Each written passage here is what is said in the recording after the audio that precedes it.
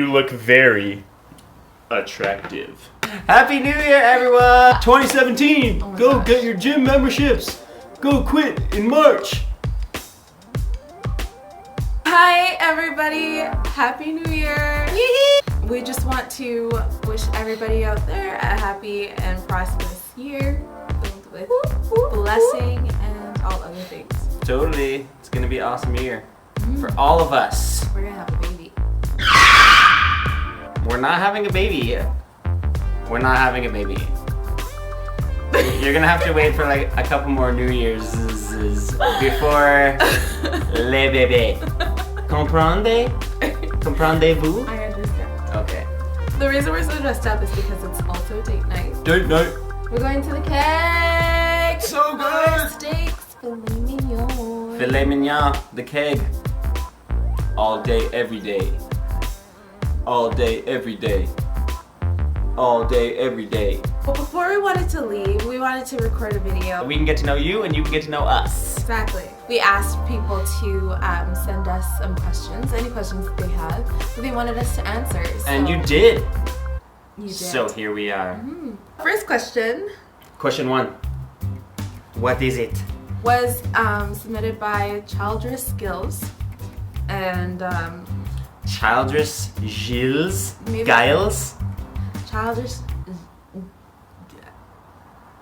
Gilles. She doesn't actually have a question. Basically, she just wanted to say hey, and what her question or her comment was, hope you both had a very Merry Christmas. By the way, the haircut is cute on Ian.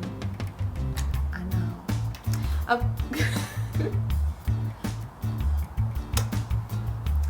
I know you agree. Lip gloss! She's- Lip gloss! Anyways, carry on.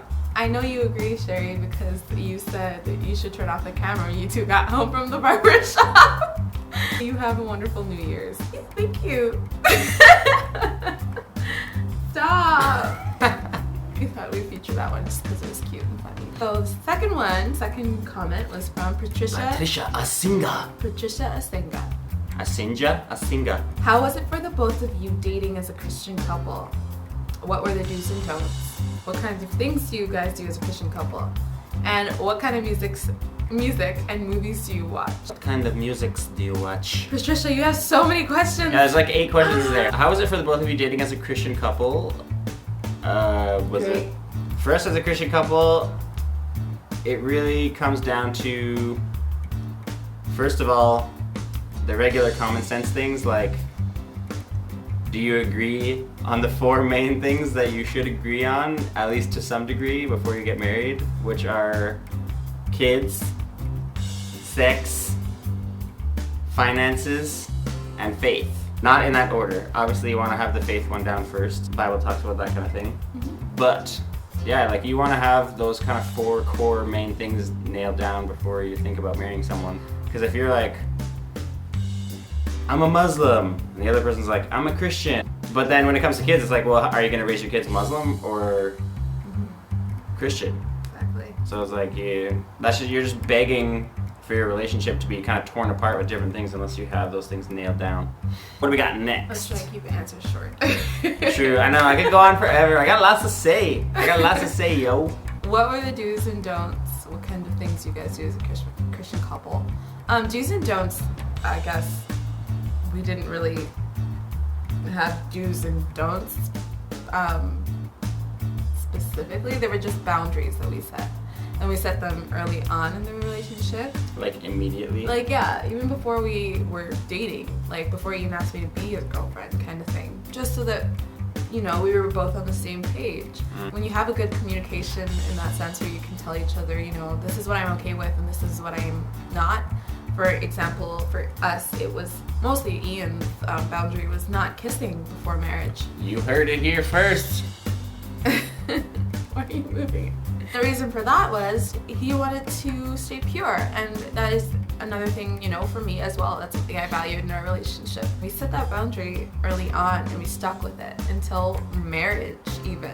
We did not kiss on the lips until our wedding day. Yeah, it was not easy, but we did it. It's totally grace Totally. that enabled us to do that. But it's like you have to set your, at least for us, like the physical boundary was like we didn't want to overstep things. So just our mentors and people that were in our lives that we trust just said set the boundary so far away that like even if it gets crossed, you're not just all of a sudden like cross the boundary. Oh, now we're having a baby, like because that's A plus B, you know. Not happening. You know, A plus B equals C for child. Just made that up right now. It is. Yeah. Really good. Question number 3 was from Neurobella 2006. Oh yeah. What is the biggest lesson learned so far after 4 months of marriage? But going on to 5. What's the biggest lesson you've learned so far? The biggest lesson I've learned so far is just to take things easy and not really, I don't know, make a big deal out of every little thing. And to communicate, you know?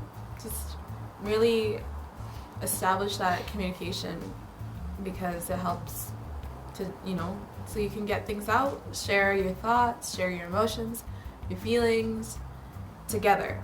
And I've learned that that's very important in marriage, so don't forget, all of you people out there who are married, communicate. Communicate. For me, I would say, yeah, communication is obviously the biggest thing. That's like the most important thing in marriage, in any relationship, actually, in friendships. You have to have that open space of communication. The way that that has played out so far, for me, has been learning how to communicate in a way that isn't offensive. Well, yeah, just If that makes sense, I like think what you mean is communicating in a way that that's not hurtful. But yeah, but just thinking about what you're saying or the way that you're saying it before you do say it. Yeah, more so the way that I say something. I used to just hold everything in and never communicate. And then I swung to the opposite side of the spectrum that was like, if you pissed me off, I'm gonna tell you about it right now, and that's how it's gonna be. And so going from that to be like, okay, there's like a way to communicate with Sherry that is different than how I would just communicate with one of my guy friends or somebody like that, like one of my brother or sister. Yeah, there's a way that she receives communication that isn't just being like punch in the face, straight out the mouth communication. Don't punch each other. We don't. You punch me. You punch me all the time. That's because you can take it. That's true. I can take it. Okay. Second part of that question is, what's one important piece of advice that you would give to a newly engaged couple? Boundaries! Oh, yeah, I guess Ian can say boundaries. I'm going to say communication because that was a huge hurdle for me just to even share my heart sometimes. Truth. Speak out about whatever I'm dealing with inside was not easy. But I just feel like as a newly engaged couple, create that space where, you know, that maybe you have a time to sit down and talk about things that have happened throughout the week that you just didn't feel comfortable sharing in that moment, in that time. Pretty much our entire relationship, we've had to schedule time with each other because both of us are just really busy, like with the things that we're doing in each of our lives. Me with my businesses and her with school and with church projects and all that kind of stuff. And it's just like, we literally have to set aside. That's why every Monday night for us, even now, is date night. No exceptions. Because like, yeah, we just turn down other stuff. It's like, oh, come make $1 million. We're like, no, it's date night. Yeah, create a safe space and share your hearts. It's very important. Yeah, I could say like 50 things. But we don't got time for it. Okay, question 1. Actually. What? Move this back a little bit. It'll fall off. I can It's good. go up a little. Excuse me. Babe, if I go like that, it cuts off my head. I don't know what to do. It's cutting my head. It's not cutting my head. I have no head. I have a head. Okay. I have no head. Fix it I have a then. head.